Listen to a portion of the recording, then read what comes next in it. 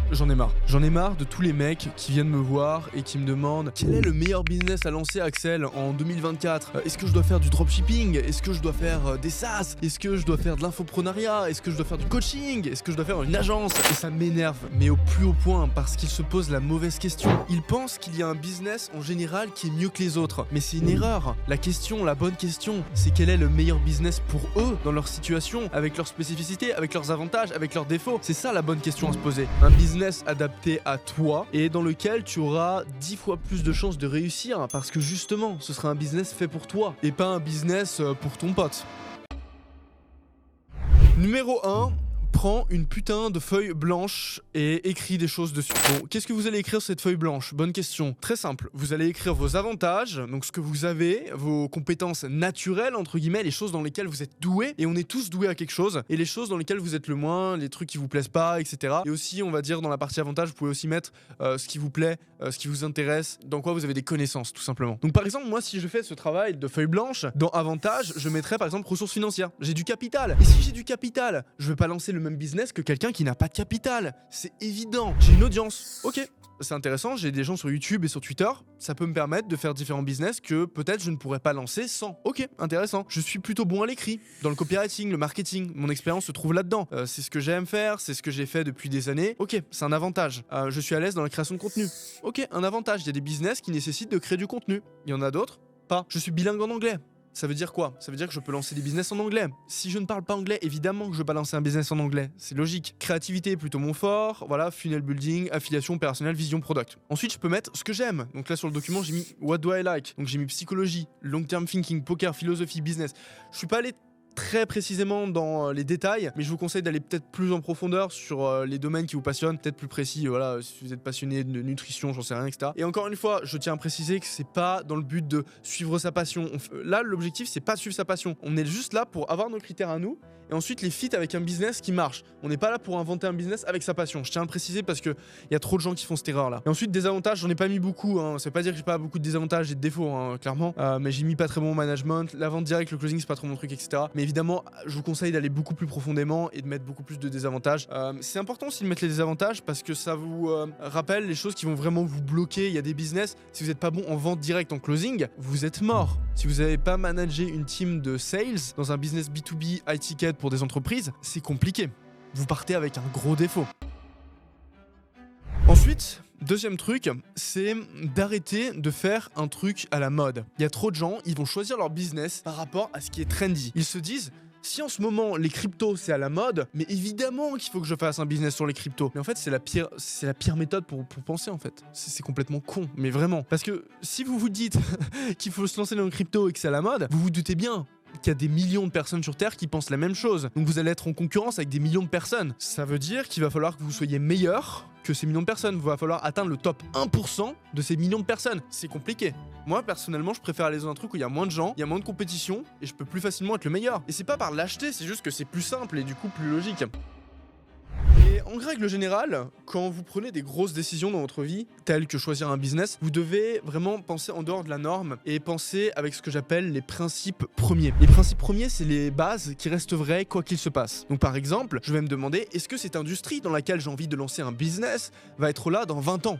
Ou pas? Est-ce que ça a le potentiel de faire mon objectif financier? Par exemple, moi, c'est 10 millions. Est-ce que ce business peut faire 10 millions? Oui, non, ok. Est-ce que cette industrie est en croissance? C'est super important quand vous lancez un business. Vous n'avez pas envie de lancer un business dans quelque chose qui est en déclin. Est-ce que c'est un business de valuation? Moi, par exemple, j'ai envie de revendre un business. Je veux pas lancer un business qui ne peut pas se revendre. Donc c'est aussi par rapport à vos objectifs. Il faut les prendre en compte. Est-ce que j'aime faire ça? Est-ce que je me vois faire ça pendant des années? Oui, non. Est-ce que je vais regretter de ne pas le faire? C'est aussi une manière de voir les choses. Et quel est le coût d'opportunité finalement? C'est qu'est-ce que je pourrais faire à la place qui me gagnerait plus ou qui m'apporterait plus à long terme? Donc posez-vous ces questions, mais vraiment posez-vous et prenez une journée.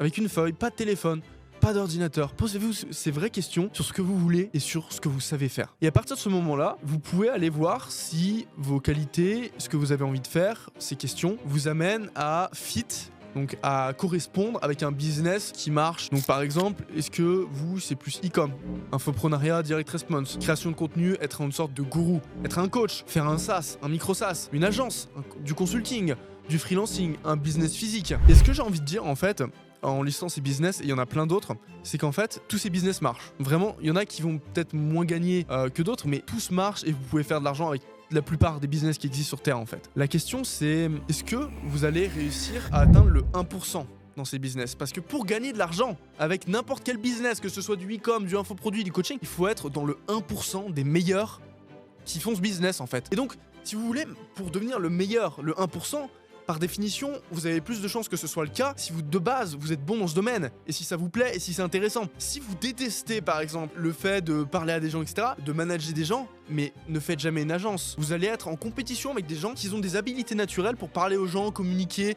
être social. Vous allez perdre à tous les coups, donc ne faites jamais ce business. Donc c'est ça que je veux vous faire comprendre. C'est faire fitter vos critères spécifiques avec un business, et là, ça va marcher en fait. Vous avez 10 fois plus de chances que ça marche.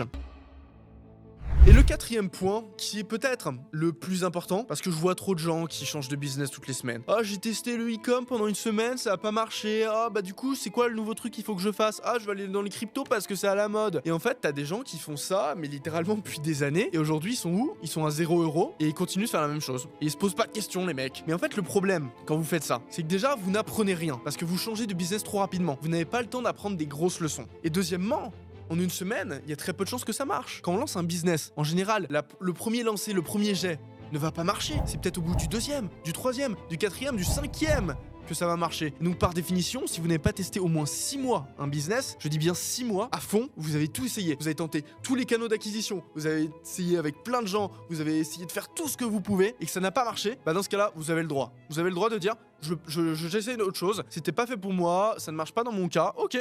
Legit, ok. Et ce qui est génial, c'est que vous avez essayé 6 mois. Vous avez essayé plein de choses. Donc au final, pendant ces 6 mois, vous allez avoir appris plein de choses. Et en fait, très certainement que le coup d'après, vous allez connaître plein de trucs et en fait que ça va réussir. Donc faites des blocs de 6 mois comme ça. On teste 6 mois, on teste 6 mois, on teste 6 mois, jusqu'à ce qu'on ait un truc qui marche. Et vous augmentez vos chances drastiquement par rapport à tous les gens qui coulolent, qui essayent les business une semaine.